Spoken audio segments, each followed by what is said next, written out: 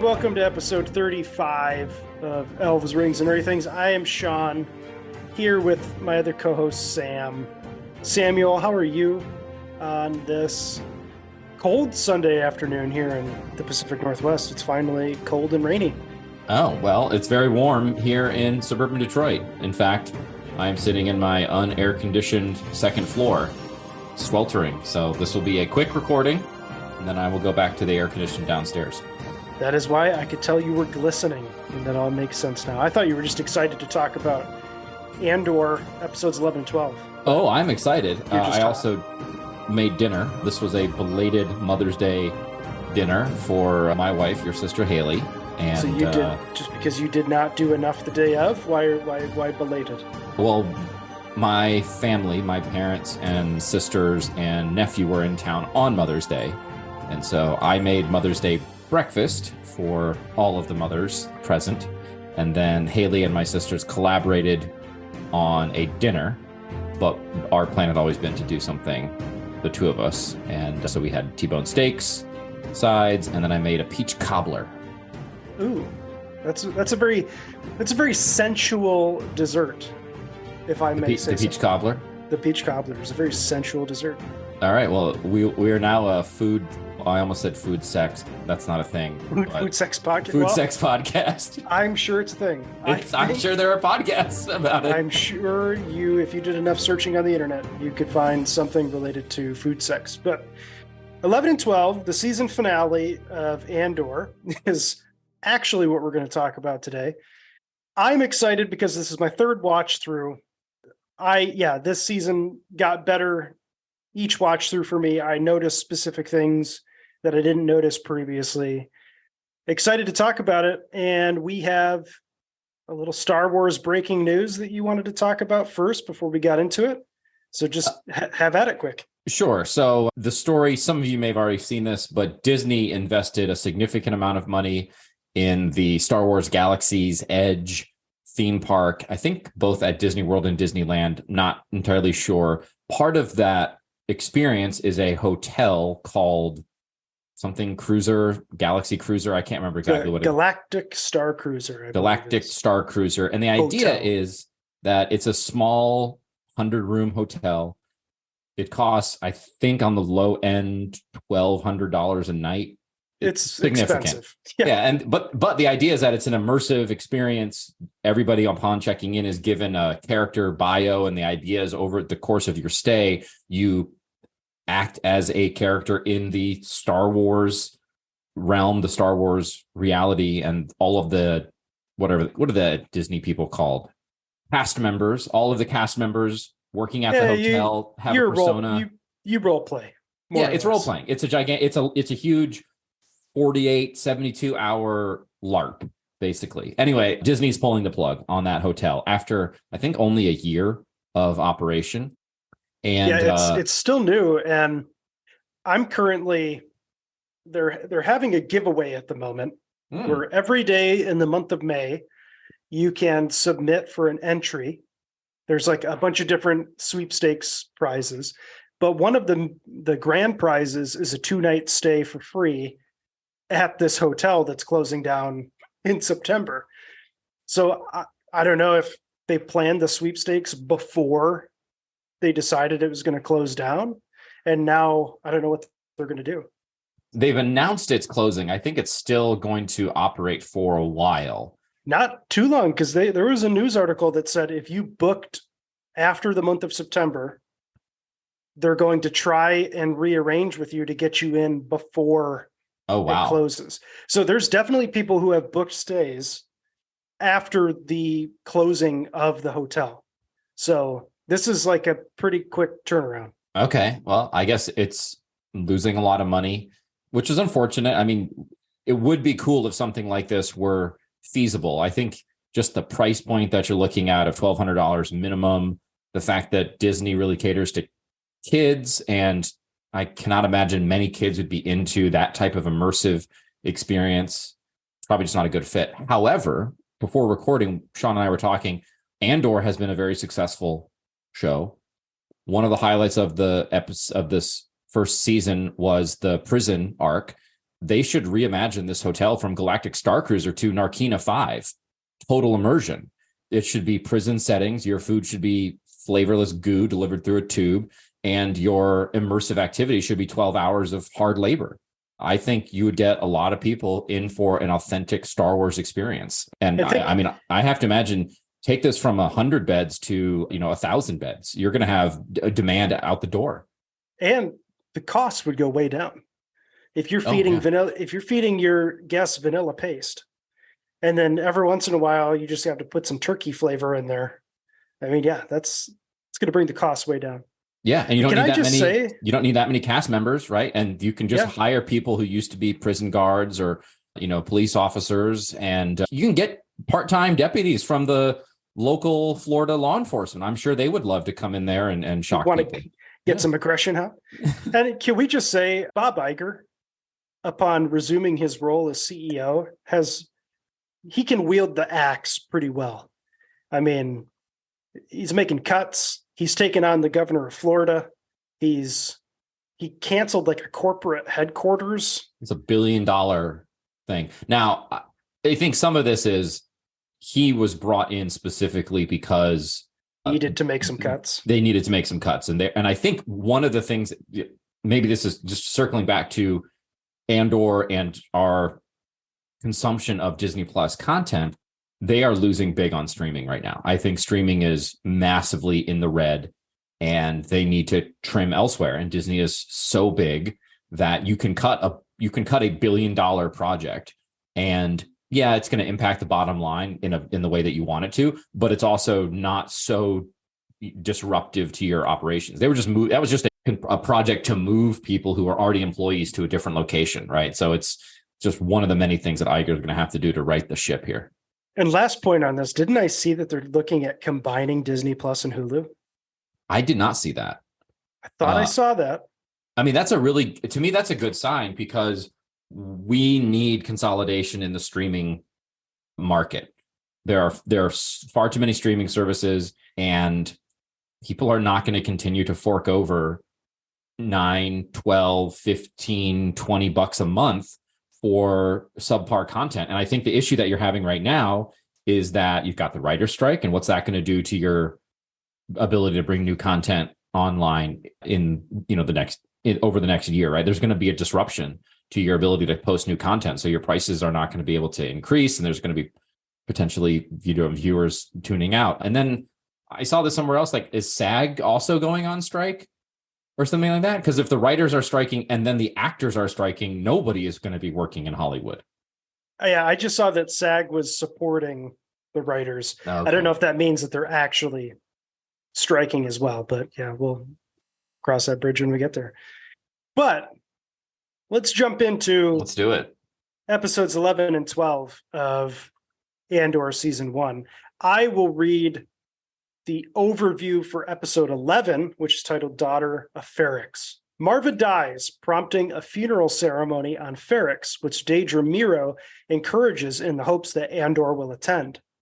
Vel informs Clea about Marva's death and learns of Mon Mothma's reluctant plan to marry off her daughter to secure funding through Davos Skolden. Mon's daughter, Leda, begins taking part in group gatherings focused on Chandrilan culture and traditions, much to the distress of Mon and Vel.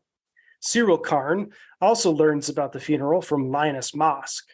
Saw Gerrera decides at the last moment to assist Krieger's attack on Spellhouse, but Luthen advises him against it, revealing that the ISB know about the impending assault. While returning to Coruscant, Luthen escapes from an Imperial patrol, destroying several TIE fighters and a tractor beam. With help from Coredians Dewey and Freedy, Cassian and fellow prisoner Ruskat Melshi are able to escape from Narkina 5 and travel to Niamos to recover Cassian's belongings. After Cassian discovers that Marva has passed, Cassian and Melshi part ways, intending to publicly expose the Empire's unjust prison system. Now, this one, to me, was a bunch of setup for the season finale in episode 12. And there were a couple moments throughout this episode in particular that I enjoyed.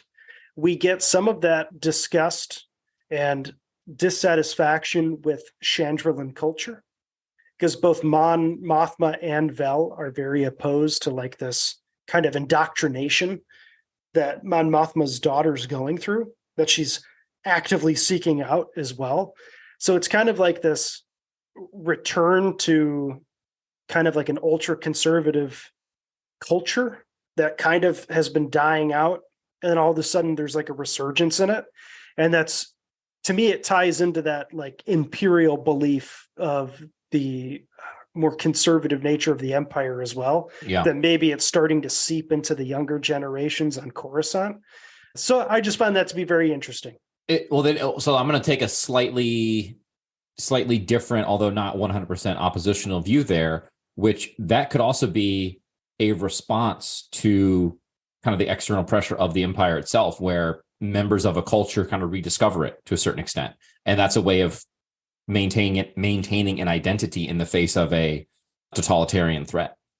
But however, I think the point is, though, it's kind of two versions of what might be described as conservatism, right? You've got the political conservatism, and I think historically the Empire is very like human centric, right? That might be some content in other Disney Plus things. I know that was the case in the legendary or the Star Wars Legends novels. Like the Empire was explicitly human supremacist, we could say, right? But the impulse to kind of maintain almost maybe like a monolithic structure in face of this kind of all these other potential influences, it's just potentially two different manifestations, right? And I think maybe that's what we're supposed to take from it, but I could also see a slightly different manifestation. I'm thinking of like kind of some of the revitalization of Native American mysticism as the like Western expansion of the United States is happening.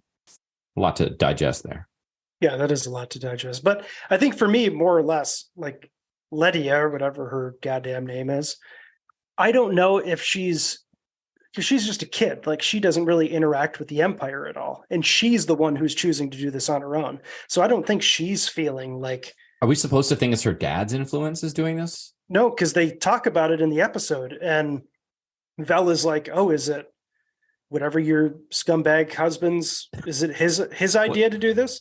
And Mon's like, no, he could care less. So it's the daughter who's choosing to do it. So I don't know. It's like she's not being persecuted by the Empire directly. It's not like she's trying to rediscover her roots. I think it's just more of like living in the Empire is kind of like leading her to do this. That could be it. It could also be more of a plot way of reducing her opposition to the arranged marriage. Because what I think what we want to see is the arranged marriage is a compromise that Mon Mothma is making despite her preferences, but it's a necessary thing that has to happen.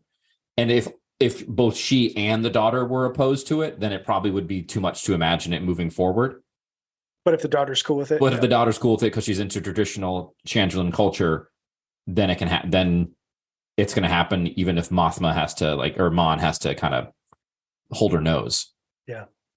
What else happens in this episode that you liked?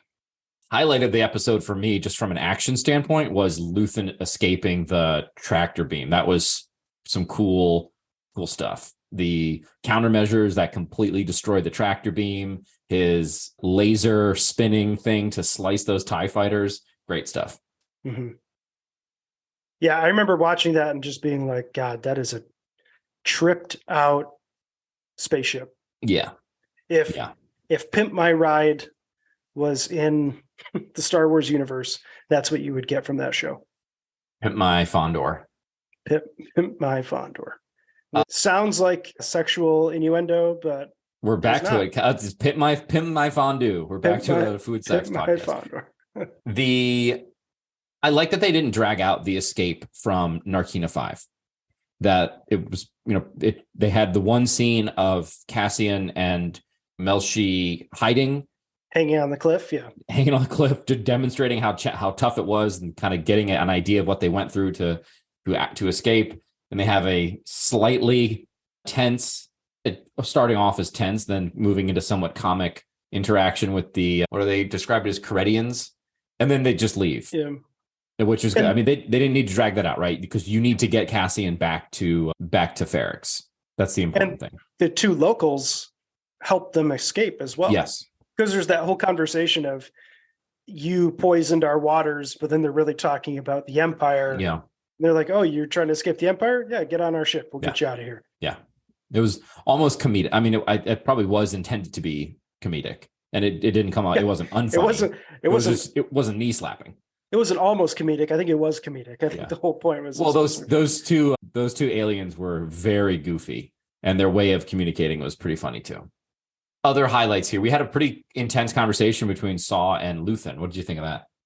So that was great because, I mean, the whole interaction when Luthen gets there and Tubes is like, he's in a mood, and Luthen's like, okay, thanks, at least giving me a little bit of warning.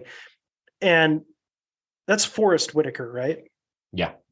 He's so good at being paranoid or acting paranoid.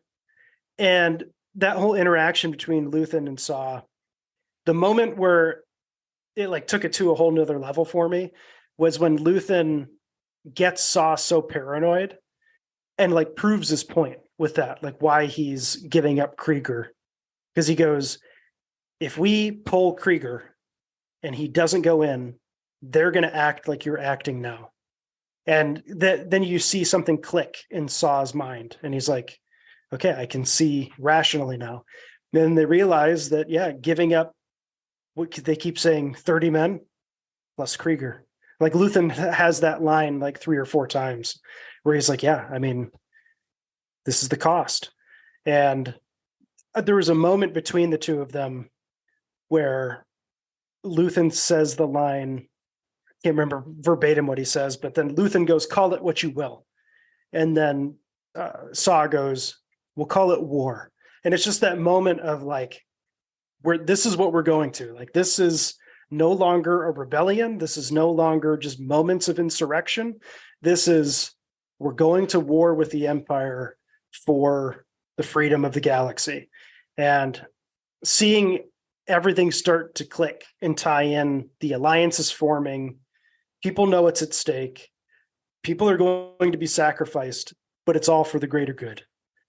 And to Saw, that's what war is. So I loved it. The whole interaction. Yeah. I wonder if you could kind of draw a connection between that conversation and what happens at the end of the next episode, informing Luthen's decisions, knowing that, okay, a war is coming, war has started, and good soldiers are hard to come by. And that might change his mind, which I think we should probably just jump into the next episode here. And then if anything about episode 11 kind of bleeds into episode 12, we can cover them both at the same time. So I will read the episode 12 summary. This is episode 12, Rick's Road. Cassian returns to Ferrix for Marva's funeral and learns of Bix's imprisonment. Daedra Mero and the local Imperial garrison prepare to use the funeral to capture Andor for questioning regarding Axis, while Luthen plans, with Vel and Cinta's assistance, to kill Cassian, to keep Cassian from possibly divulging any secrets, using the Imperial ambush as cover. The ISB succeed in stopping Krieger's attack but leave no prisoners, angering Mero. Mothma's 13-year-old daughter, Lita, is introduced to Davos Skolden's 14-year-old son. During the funeral, B2 Emo displays a recording of Marva, who rallies the populace to fight the Empire, creating a riot in the main quarter. During the confusion, Cassian rescues Bix, while Cyril Karn saves Miro from being attacked.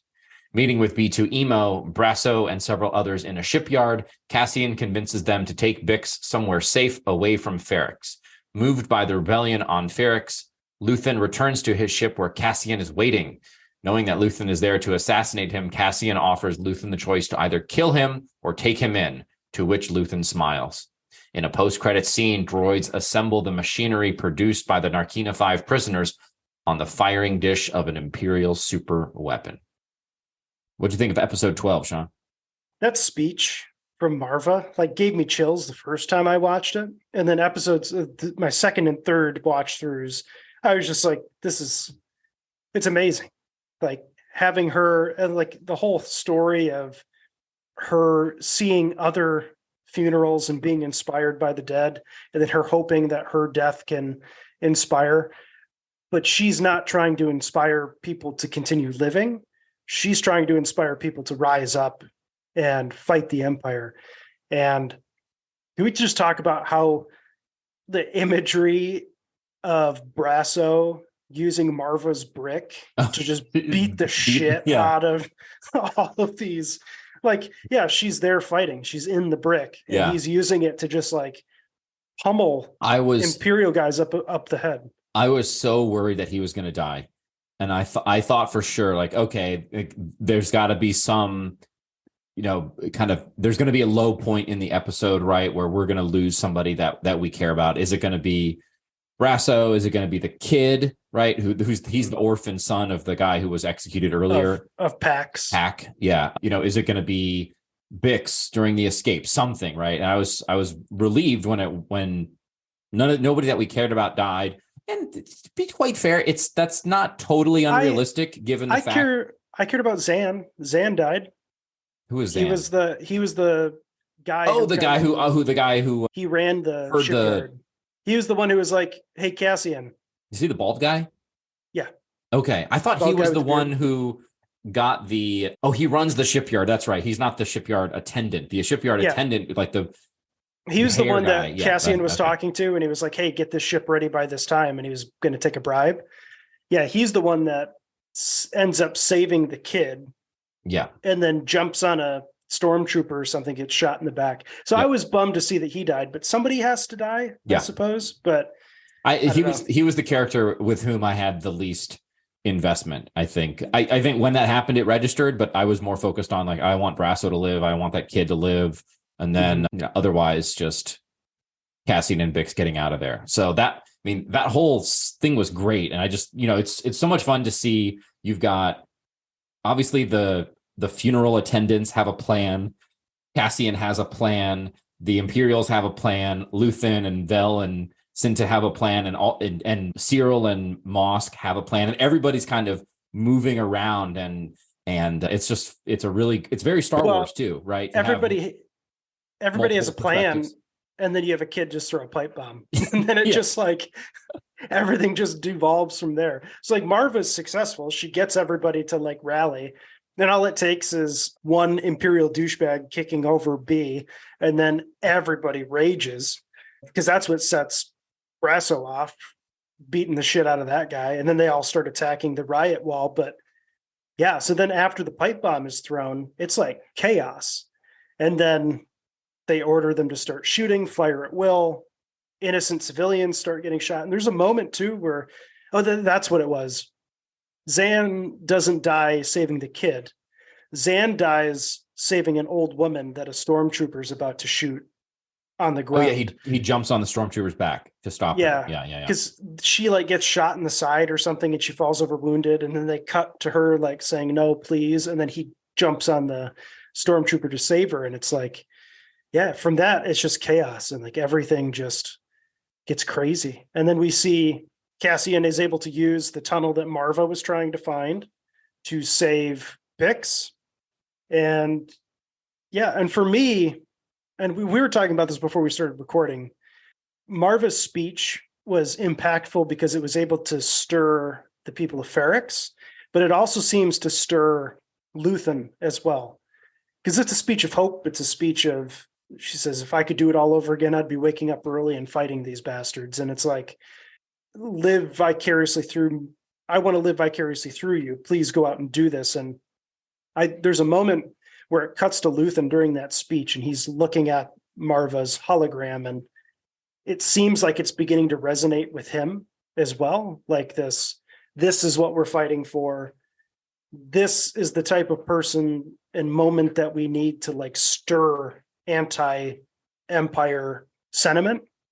And that's what leads, I think, to the very end of the episode when Luthen decides to spare Cassian, not kill him, and then just bring him into the fold. And I think without the speech of Marva, I think Luthen is still more in favor of killing Cassian. Oh yeah, I mean, he came to Ferrix with seemingly that being the goal.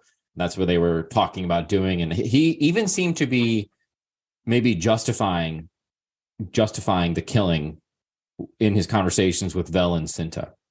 Well, and with Saw in episode 11. Yeah, but I almost have to think that conversation with Saw might have introduced that thread of it's war, I need soldiers, right?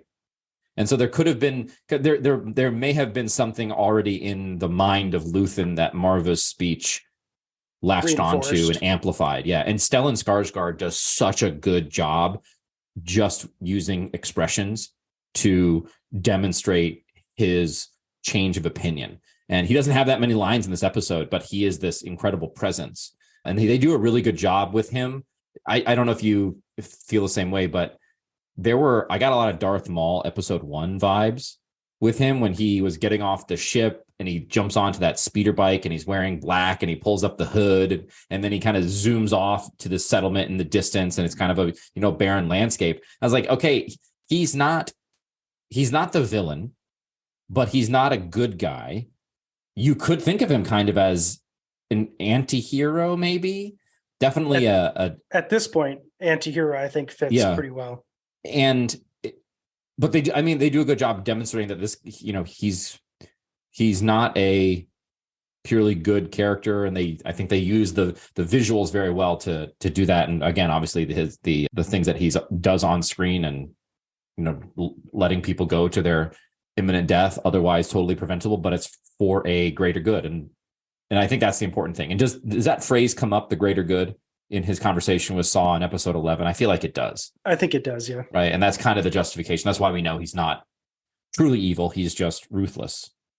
Okay. Other thoughts. I did have what's Vel and Cinta. We get more of their relationship in this episode where you can see like Vel seems to be really letting her emotional attachment supersede her mission, where Cinta is all business seemingly. There was a little less so of it in this one. Just that interaction between the two where Cinta's like super honed in on staring at Marva's house or something. This may have even been in episode 11. I can't remember. But she even talks her down into like leaving the camera and having a moment with her. So it's a little reciprocated. They seem, I mean, I don't know. Vel was like, you didn't pick me up. And then Cinta's like, yeah, I was doing my job. Like I was trailing this guy or whatever it was. Right. It was like, I'm something else more important, i.e. the mission came up. Vel also says something along the lines of that of, I understand more or less why you didn't come pick me up, but yeah, I don't know. I just feel like this gave me a little bit more of their relationship and interaction that made it seem more reciprocated. So I guess I saw the same interactions and felt separately. And then, I mean, have we seen Vel kill anyone? Did she kill anybody in the heist? Yeah, she's the one who killed the guy when they first broke in. The engineer guy who was giving them a hard time. Yeah, I'm pretty sure that was Vel that killed him. Or I thought that was the guy who Andor killed later in the episode. No, there's the guy when they first go in, the guy who's there visiting. Pulls the gun on Nemec, and then So, but in this episode, we get Cinta with an absolutely cold-blooded stabbing, like so good. That little ISB spy needed to get it, and he got it right in the gut. The little douche, yeah. And she like lures him into the room too. And then like not even a gun or anything or a blaster, she shanks him. Yeah. It like shanks him and then like thrusts it in even more and like pushes him up against the walls. Yeah. That's not a Star Wars kill. That's like a 1990s The Godfather, right? It was 60s, 70s. Yeah, like, yeah, it was great. speaking of romance, Cyril Karn, who is simping hard for Deidre Miro, saves the day. Grabs her off the ground. She's in danger of being trampled upon. She's in danger of being beaten or shot or torn apart by the rioters. She survives the explosion. Things are looking bad for Deidre, and Cyril gets her out of there, gets her to safety, and then he thinks he's going to be rewarded with a passionate makeout scene. But sadly for him, good for all of us, it does not happen. Yeah, I almost threw up in my mouth when they're having that almost kiss scene because they're like 3 inches from each other, like face to face. And then she says the line, "I guess I should thank you." Yeah, which is not thank you. That is just remarking on thank you. What a normal person would do right now is say thank you, but I'm not normal. I was also so thrilled that they didn't kiss because I was like, oh, that's so gross. I mean, Star Wars has always had the kind of the romance, the sexiness with Leia and Han, and but between two bad guys. Well, like, that's the thing, right? That's the thing. I don't want to see my bad guys kissing. But this is one of the reasons that Andor is like, this is not a show for children. I mean, there's always this argument, oh, Star Wars is for kids. Like, I go back and watch episode 3 and tell me that's for kids. Like, I don't think when Anakin Skywalker murdered the entire village of Tusken Raiders that you could say, oh, it's a movie for kids. But when it comes to the romance, it's always been very subtle, to the point kind of where like people were saying, does George Lucas even know how two human beings in love interact with each other? Because of episode 2 and episode 3 with Anakin and Padme. But Andor has not just like, there's not even really romance. It's really just sex. And we don't get anything explicit, but we get Bix using her sexuality to kind of get Tim in line. We get the implied kind of aftermath of Cassian and a woman who I don't even think we get her name or even a line beyond like, go to the store, get the juice or whatever, when he's on Naamos lying low, right? The hotel scene. Yeah. Yeah. There's really not, and that is just not that like the transactional casual sex is not something that you see in Star Wars, at least in the Star Wars that we've gotten up till now. And as an adult viewer, it's like, okay, this is what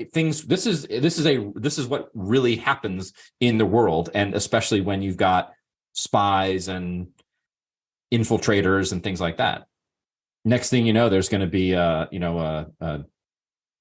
sex tape operation that they're going to do to get compromat on a senator. It's going to be straight out of the KGB playbook, or some food kinks. Yeah, or somebody having sex with a droid. Hey, I mean, that's got to be in that world. In Star Wars, maybe there's not really a taboo, right? They're everywhere. Well, you have something else? Okay. Well, so we do get the scene with Mon Mothma and her husband in the car, and the fallout from that. Yeah. So we get, first of all, confirmation that her driver Cloris is an ISB spy and is listening to them when otherwise they think that they're in a private conversation in the back of the car, and we get her initiating a confrontation with her husband over her suspecting him of having these large gambling debts, which is fucking phenomenal cover for what she's actually doing. And we get confirmation of that, and it's leading the ISB astray, thinking that her husband's a degenerate gambler with all these debts, when in fact we see the driver go straight to that supervisor Blevin or whatever his name is. And basically say what he saw. And then he goes, that would explain the missing money. So clearly they've already done the investigation into her accounts. And I mean, that's just how smart of her. Now, you were wrong with that by the end of the season, they would be separated or one would be dead or something. But no, they're still together. But by the end of season 2, you would think this is all going to come to a head. And either they're going to realize that Mon isn't who she says she is, and that's why she's on Yavin doing these battle plans and things like that, where she loses her status and fully joins the rebellion. Because that's where she Yeah. is in Rogue One, right? She's Yep. She's in the war room. Yep. Because then we don't see her again canonically until Return of the Jedi, I don't believe. Yeah. And then I think she's in episode 3, but only in some like special editions with like a group of senators that are going to Palpatine. But yeah, I made that prediction early on, thinking that we would get maybe a little bit more plot advancement from this thread. And I'm glad that it's there, but I'm also glad that it's not too much of the screen time, right? There's just not enough happening quickly enough for that to take up the bulk of the show. You know, the core of it is Cassian and his journey through the rebellion, and you want to see these other pieces, but you don't want to spend too much time on it. So that was just kind of me maybe getting ahead of myself. Final thoughts on season 1 of Andor. I mean, I keep saying over and over again that I love it. It's my favorite Star Wars material since the original trilogy. I like it more than Mandalorian. I like it more than the animated stuff. Where are you at, Sam? Yeah, this is right up there with best stuff since the original. I still do like the Rogue One movie. We talked about this in, I think, our first podcast discussing Andor, where there are some criticisms out there of it, and I'm not going to say those are not valid, but that was still a good movie. It was much better, I thought, than the other Star Wars movies that have come out in the Disney era, and this is a good fit with that movie. Darker, still has your Star Wars homage. You can call it fan service stuff, but it's Star Wars truly for adults. I don't think any children would really enjoy this, and that's fine. That's what the animated stuff is for. That's what Rebels is for, right? Bad Batch, yep. I'm looking forward to season 2. When is it released? Has that been announced? They're filming it right now, or they're in production right now. Oh, I see. Okay. Oh, August 2024. So we got a long time. But again, this, I believe, from my reading, season 2 is the last season of Andor because it's going to tie right into the movie Rogue One. So I'm okay waiting until 2024 if they're going to give me quality season 2 that ties in season 1 into Rogue One. I would be completely cool with that. Yeah. Going back to our earlier, the stuff that we opened the podcast with kind of Disney and the state of streaming, I understand I like that you're limiting yourself to 2 seasons to help focus the story, and you're not going to kind of bloat out the months and years in this person's life where we know where it ends.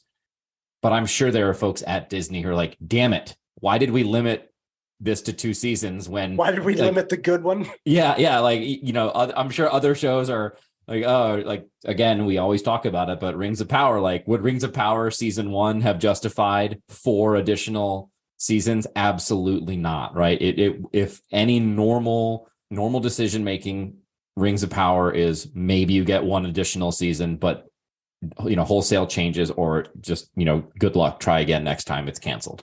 So yeah, I would, but what I hope is that we get more things of this quality. They learn from Andor what works within the Star Wars universe, and they deliver. I have not watched season 3 of The Mandalorian yet. I know it's less well received than seasons 1 and 2. Maybe that lesson has not been learned, but also probably season 3 of The Mandalorian was well underway before Andor came out and received the reviews that it did. Well, and different showrunners. Is Filoni not involved in Andor at all? Not to the extent he is Mandalorian. And yeah, I mean, it's Filoni, and what's the other guy's name? Well, oh my God, why can't I think of him? I don't know. Jon Favreau, right? Jon Favreau. Yeah. So, I mean, it's those 2 doing Mandalorian. I don't think Favreau, I don't think is involved in Andor.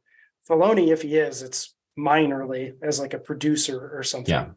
But yeah, 2 completely different shows, 2 different sets of showrunners. One is beginning to fade, and one is very successful after the first season. So who knows?